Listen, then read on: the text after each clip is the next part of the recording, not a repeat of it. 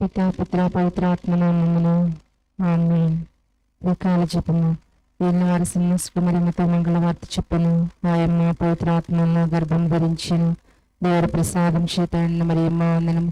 ప్రభు మీతో ఉన్నారు, స్త్రీలో ఆశీర్వదింపబడిన వారు మీరు. మీ గర్భఫలముగు చేసు ఆశీర్వదింపబడినవారు అగునే. పరిశుద్ధ మరియమ్మ సర్వేశ్వరుని యొక్క మాత, పాపాత్మైన మా కొరకు ఇప్పుడును మా మరణ సమయమందును ప్రార్థించండి. ఆమె ఇదిగో వెళ్ళిన వారి దాసరాలను మీ మాట చొప్పున నాకు జరుగునుగాక. దేవుడి ప్రసాదం చేత మరియమ్మ వందనము. ప్రభు మీతో ఉన్నారు, స్త్రీలలో ఆశీర్వదింపబడిన వారు మీరే. మీ గర్భఫలముగు చేస్తూ ఆశీర్వదింపబడిన వారు అగుని. పరిశుద్ధ మరియమ్మ సర్వేశ్వరుని యొక్క మాత, పాపాత్మైన మా కొరకు ఇప్పుడును మా మరణ సమయమందును ప్రార్థించండి. ఆమె పుత్రుడైన సర్వేశ్వరుడు మనిషి అవతారం ఎత్తెను, మరియు మనతో కూడా వాసమైండెను.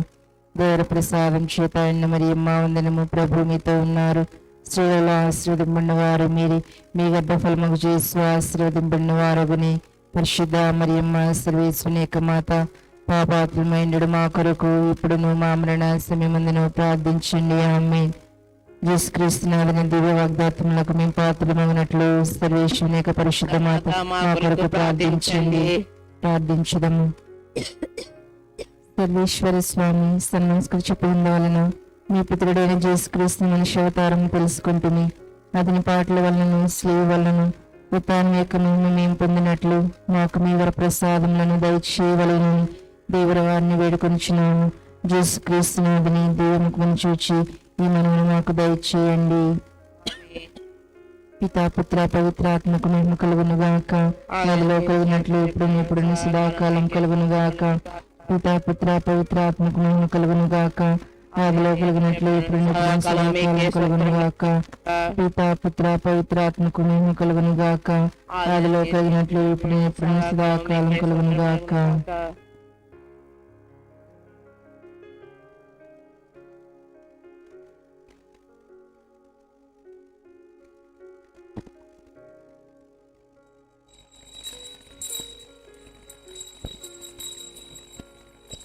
స్వాగతమో దేవా, స్వాగతమో ప్రభువా,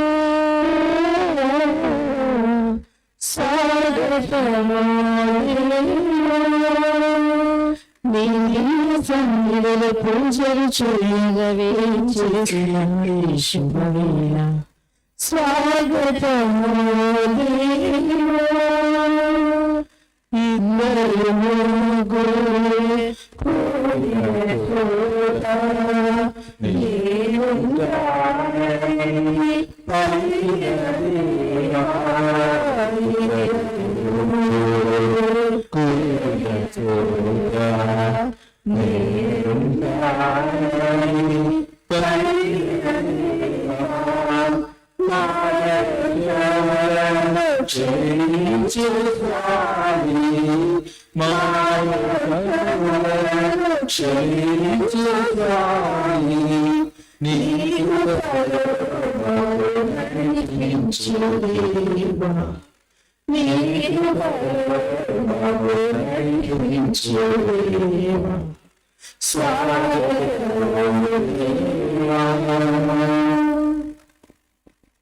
నీవు నా మొర విందువు కనుక నేను నీకు విన్నపము చేయించినాను. నీవు చెవియొగ్గి నా పలుకు ఆలింపుము. నన్ను నీ కంటి పాప వలె కాపాడుము. నీ రెక్కల మరుగున నన్ను దాచి ఉంచుము. పితా పుత్ర పవిత్ర ఆత్మ నామమున ప్రభు మీతో ఉండునుగాక. పశ్చాత్తాపము గురించి మరియు మన్నింపును గురించి నేడు మనందరం కూడా వినబోతూ ఉన్నాం. పునీత అంతోని వారి ప్రార్థనా సహాయాన్ని కోరుతూ మనల్ని ప్రార్థించమన్న ప్రతి ఒక్క కుటుంబాన్ని దేవునికి సమర్పిస్తూ నేడు దేవునకు ప్రార్థనలు స్తుతులు అర్పించటములో మరియు ఆయనను దివ్య భోజనముగా స్వీకరించుటకు నాకు ఎంతటి అర్హత కలదు అని ప్రశ్నించుకొని పూజ ఆరంభంలోనే మన యొక్క పాపములను ఒప్పుకొందము.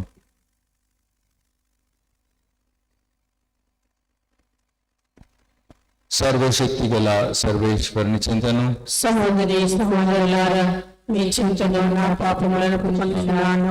ఏదైనా తలపు చేతను, వాకు చేతను, క్రియల చేతను, అశ్రద్ధ చేతను బహుపాపములు చేసి ఇది నా గొప్పతము. అది పరిశుద్ధమైన మాదను సహోదరి సహోదరులారా, మిమ్మల్ని నా కొరకు మన ప్రభువైన సర్వేశ్వరుని ప్రార్థించాలని బ్రతిమాలుకొనుచున్నాను. సర్వశక్తి గల సర్వేశ్వరుడు మనకు దయచూపి మన పాపములను మన్నించి మనలను నిత్య జీవమునకు చేర్చుదురుగాక. ఆమేన్. ప్రభువా దయచూపుము, ప్రభువా దయచూపుము, క్రీస్తువా దయచూపుము, క్రీస్తువా దయచూపుము, ప్రభువా దయచూపుము. ప్రభువా దయచూపుము. ప్రార్థించుదము. ఓ సర్వేశ్వర, మీ అనుగ్రహ పూరిత సహాయముతో మమ్ము ఆదుకొనము. మేము మీ సేవకు అంకితమగినట్లును కృపచూపుము. కరుణతో మీ తోడ్పాటును అన్ని వేళలందు అందించము అని అర్థించుచున్నాం.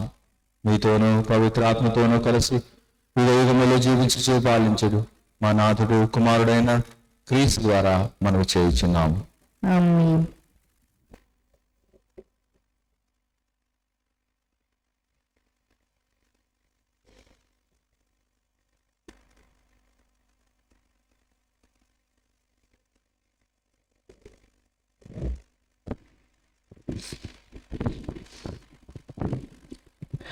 పశ్చాత్తాప హృదయంతోనూ వినయాత్మకమైన మనస్సుతోనూ వచ్చి మమ్ము నీవు అంగీకరింపుము.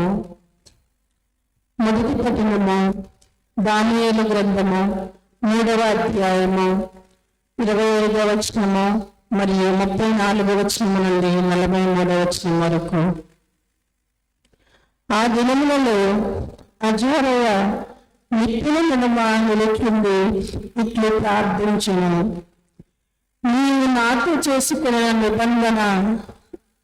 నిబంధనను రద్దు చేసుకునకుము. మమ్ము సదా విడనాడకుము. అప్పుడు నీ గౌరవము నిలిచును. మాకు నీ కరుణను నిరాకరింపకము. నీవు ప్రేమించిన అబ్రహామునకు, నీ సేవకుడకు ఇసాకుకు, పవిత్రుడకు నీ యాకోబునకు నీవు చేసిన వాగ్దానములను నిలబెట్టుకొనుము. నీవు వారి సంతానమును ఆకాశమునందలి చుక్కల వలె, కడలి ఎద్దులందలి ఇసుక రేణువుల వలె వృద్ధి చేయదునని భాష చేస్తుంది. ప్రభు, నేడు మేము ఇతర జాతుల కంటే స్వల్ప సంఖ్యాకులమై ఉన్నాము.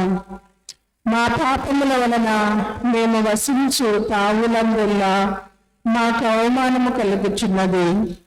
మాకిప్పుడు రాజు కానీ, ప్రవక్తలు కానీ, నాయకులు కానీ లేరు. నీవు బలులు, దహన బలులు, కానుకలు సాంబ్రాణిపుగా అర్పించుటకు దేవాలయము లేదు. నైవేద్యములు అర్పించి నీ మన్నన బడవుటకు తగిన తావు లేదు. నేను పశ్చాత్తాప హృదయంతో వినయాత్మకమైన మనస్సుతో నీ చెంతకు వచ్చుతును. పొట్టేళ్లను, ఎడ్లను, బలిసిన వేల కొలది గొర్రె పిల్లలను దహన బలిగా కొని వచ్చిన వారి వలె నీవు మమ్ము అంగీకరించుము. లేదు, మా పాప పశ్చాత్తాపాన్ని బలిగా స్వీకరించుము. మేము పూర్ణ మనస్సుతో నిన్ను అనుసరించుముగాక.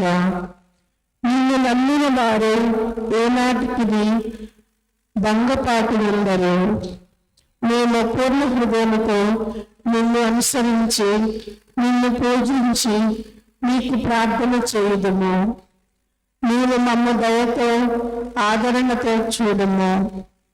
మేము భంగపాటును పొందకుండానట్లు చేయము. నీ అద్భుత కార్యములతో నీవు మమ్మ రక్షించి నీ నామమునకు కీర్తి తెచ్చుకొనుము. ఇది ప్రభు వాక్కు. సర్వేశ్వరుని వందనములు. ప్రత్యుత్తర గీతం అందరూ.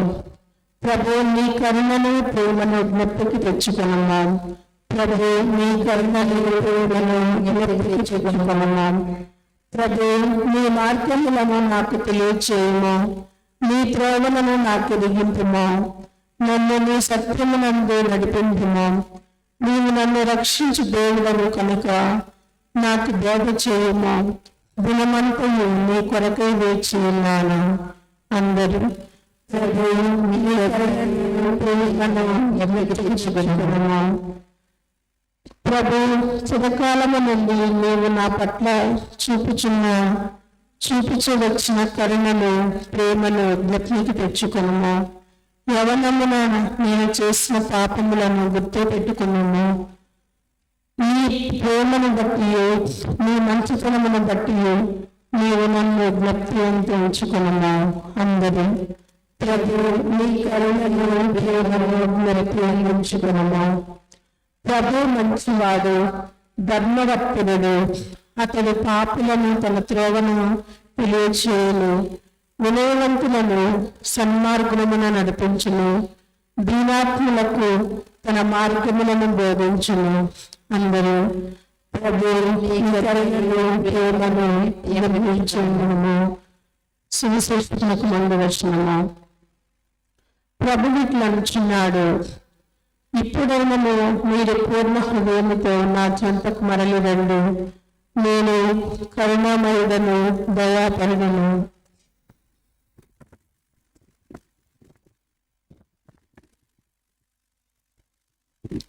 ప్రభువు మీతో ఉండును గాక. మీ ఆత్మతో నుండును గాక. పునీత మత్తయి వారు వ్రాసిన సువిశేష మండలి భాగము ప్రభువా మీకు మహిమ కలుగును గాక. 18వ అధ్యాయము 21 నుండి 35 వరకు.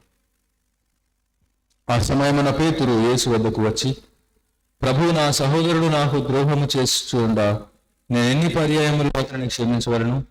7 పర్యాయములా అని అడిగాను. అందుకు యేసు, 7 కాదు 70 పర్యాయములు అని సమాధానం ఇచ్చాను. ఏలైనా పరలోక రాజ్యము ఇట్లున్నది. రాజు తన సేవకుల నుండి లెక్కలు సరిచూచుకొనగలను. ఆ రాజు లెక్కలు చూచుకొన ప్రారంభించగానే 1,000,000 వరహాల రుణస్థుడొకడు అతని సమూహమునకు వచ్చి తీసుకుని రాబడను. వానిని రుణము చెల్లించు శక్తి లేనందున రాజు వాని భార్యను, బిడ్డలను, వానికి ఉన్నదంతయు విక్రయించి ఆ రుణము తీర్చవలనని ఆజ్ఞాపించాను. అప్పుడు ఆ సేవకుడు అతని కాళ్ళపై పడి, కొంత ఓపిక పట్టుము, నీ రుణము నంతయు చెల్లింతును అని వేడుకొనెను. ఆ రాజు వానిపై దయచూపి అతన్ని విడిచిపెట్టిను. వాని అప్పును కూడా క్షమించను. కానీ అదే సేవకుడు వెళ్ళి తనకు కొంత ధనము రుణపడి ఉన్న తన తోటి సేవకులలో ఒకరిని చూచి, నీ అప్పు చెల్లింపుము అని గొంతు పట్టుకొనను. ఆ తోటి సేవకుడు అప్పుడు సాగిలపడి, కొంచెం ఓపిక పట్టినా నీ రుణమంతయు చెల్లింతును అని ప్రాధేయపడెను. అందులకు వాడు అంగీకరింపక రుణము తీర్చు వరకు వారిని చెరసాలలో వేయించాను. ఇది చూచిన తోటి సేవకులు ఎంతో బాధపడి జరిగినదంతయు తమ యజమానునకు ఎరిగించిరి. అప్పుడు ఆ యజమానుడు వారిని పిలిపించి, నీచుడా, నీవు ప్రార్థించుటచే నీ రుణమంతయు క్షమించి తిని, నేను నీ పట్ల దయ చూపినట్లు నీ తోటివానిపై దయ చూపగలలేవా అని మండిపడి బాకీనంతయు చెల్లించు వరకు వారిని తలారులకు అప్పగించాను. కనుక ఈ విధముగా మీలో ఒక్కొక్కడు తన సోదరుని హృదయపూర్వకముగా క్షమించని ఎడల పరలోకమందలి నా తండ్రియు మీ వెడల అట్లే ప్రవర్తించను. ఇది క్రీస్తు సువిశేషము. క్రీస్తువాని స్తుతి కలుగును గాక. నిత్య శిక్ష నుండి నన్ను కాపాడు అని మనం ప్రార్థన చేస్తాం. ఈరోజు పలు రకాలైనటువంటి మన్నింపులను మనం చూస్తూ ఉన్నాం, ధ్యానించాలి కూడా. నిత్యం కూడా శిక్షించబడకుండా ఉండటానికి, నిత్యపు నరకాగ్నిలో మనం పడకుండా ఉండటానికి మనందరం ప్రార్థన చేస్తాం. అనగా నిత్య శిక్ష అంటే ఎప్పుడూ మన్నింపే లేనటువంటి స్థితి మనకు కలగకూడదు అని మనం ప్రార్థన చేస్తాం దేవుని. ఇది దేవుని నుండి మనందరికీ మన పాపాలకు వచ్చేటటువంటి మన్నింపు. మనము నిజాయితీతో చేసేటటువంటి ప్రార్థన, మార్పుతో కూడినటువంటి ప్రార్థన కనుక చేసినట్లయితే ఇది మొదటిది. మరియు మనందరం సమాజంలో చాలాసార్లు మన్నింపును కోరుతూ శిక్షలో ఉన్నటువంటి వారిని మనం చూస్తాం. అది ప్రభుత్వం లేదా జ్యుడిషియరీ అని మనం అంటాం. న్యాయ వ్యవస్థ నిందితుడిగా ఉన్న వ్యక్తికి ఇచ్చేటటువంటి మన్నింపు లేదా క్షమ. తద్వారా ప్రెసిడెంట్ భారతదేశంలో క్షమనిస్తాడు. ఒకవేళ తన ఇష్టానికి లేదా తనకు అనిపించినట్లయితే అటువంటి శిక్ష నుండి తప్పించేటటువంటి మన్నింపును క్షమనిచ్చేటటువంటి అధికారం ఈ యొక్క ప్రెసిడెంట్కు లేదా న్యాయ వ్యవస్థలో మన దేశంలో రాజ్యాంగంలో ఇచ్చేటటువంటి వెసులుబాటు. ఇది మరొక రకమైనటువంటి మన్నింపు. మరియు మనం మన తోటి వారికి మనం ఇచ్చేటటువంటి మన్నింపు, వారు మనకు కలిగించిన హాని కావచ్చు లేదా పెట్టినటువంటి ఇబ్బంది కావచ్చు, దానిని కూడా మన్నించేటటువంటి గుణం మనకు ఉండటం మరొక రకమైనటువంటి మన్నింపును మనం ఇతరులకు ఇవ్వటం. అలానే నాకు నేను వ్యక్తిగతంగా నాపై ఉన్నటువంటి వ్యక్తిగతమైనటువంటి కక్ష కావచ్చు లేదా ప్రవర్తించినటువంటి తీరు కావచ్చు, అది ఆకలింపు చేసుకోవడంలో ఇష్టత లేక నన్ను నేను కొన్నిసార్లు మన్నించలేకుండా ఉండకపోవచ్చు. అలా వ్యక్తిగతంగా ఒకరిని తనను తాను మన్నించుకునేటటువంటి మరొక రకమైనటువంటి మన్నింపును మనం చాలాసార్లు పలుమార్లు చూస్తాం. మరియు మనమందరం కూడా కుటుంబాల్లో తల్లిదండ్రులు లేదా పెద్దలు బిడ్డలు చేసినటువంటి తప్పులను మన్నించడం కూడా మనం చూస్తున్నాం. మరియు తిరుసభలో కూడా తిరుసభ యొక్క ప్రతిపాదనలకు వ్యతిరేకంగా జీవించినప్పుడు వారిని కొన్ని సందర్భాల్లో బయటకు గెంటివేయడం జరుగుతుంది. అక్కడ కూడా తిరిగి వారు పశ్చాత్తాపడినప్పుడు తిరిగి సమాజంలోనికి స్వీకరించడం మనం చూస్తూ ఉన్నాం. అలానే సంఘం నుంచి కూడా వెలివేయబడటం, ఆ తరువాత వారిని మన్నించి తిరిగి సంఘంలోకి ఆహ్వానించటం, ఇలా పలు స్థాయిలలో మన్నింపును మనం చూస్తూ ఉన్నాం. అది కేవలం మాటలతోనే కావచ్చు లేదా మన యొక్క ప్రవర్తన ద్వారా కూడా కావచ్చు. మన మన్నింపును ఎంతవరకు ఇతరులకు ఇస్తూ ఉన్నాం. యోబు గ్రంథంలో మనం చూస్తాం 2 లేదా 3 సార్లు మన్నింపును ఇవ్వాలి అంటూ చెప్పటం. ఈరోజు పేతురు అడిగినటువంటి మాట ఇంకా ఎక్కువగా ఉంది. ప్రతిపాదించబడ్డటువంటి 2 లేదా 3 సార్ల కంటే ఎక్కువ. ఈరోజు 7. యూదులందరికీ చాలా పవిత్రమైనటువంటి సంఖ్య 7. 7 సార్లు నేను మన్నించడం సరిపోతుందా నా యొక్క తోటి వారిని అంటూ ఈరోజు చెబుతూ ఉన్నప్పుడు, నీవు ఏ కొలతతో కొలుస్తావో అదే కొలతతో కొలవబడతావు అని ప్రభు చెప్పకుండానే ఈరోజు మరొకసారి దాన్ని ఉటంకిస్తూ చెప్తున్నారు. నీవు ఏ విధంగా ఇతరులను ట్రీట్ చేస్తున్నావో అదే విధమైనటువంటిది నీకు రిటర్న్స్ వస్తాయి. ఈరోజు నీవు మన్నింపును పొందుతున్నావు, మరి నీవు అదే మన్నింపును ఇతరులకు ఇవ్వడానికి ఎందుకు సిద్ధంగా లేవు? నీవు గనుక ఇతరులను మన్నించడంలో వెనుకంజ వేస్తే నీకు కూడా మన్నింపు దొరకదు అనే మాటను ఈరోజు ఉపయోగించబడేటువంటి ఉపమానం ద్వారా సేవకుడు మన్నింపును పొందాడు, తోటి సేవకునికి మన్నింపును ఇవ్వడంలో ఫెయిల్ అయ్యాడు. మరి మనం చేసినటువంటి అనేక తప్పులకు మన్నింపును పొందుతున్నాం, అనేక విషయాల్లో వ్యక్తిగతంగా వృద్ధిని పొందుతూ ఉన్నాం, మరియు పేరు ప్రతిష్టలను పొందుతూ ఉన్నాం, లోపభూయిష్టమైన జీవితాన్ని జీవిస్తున్నా కూడా అందలాలను మనం ఎక్కుతూ ఉన్నాం, ఇతరుల పట్ల మనం కఠినంగా ప్రవర్తిస్తూ ఉన్నాం.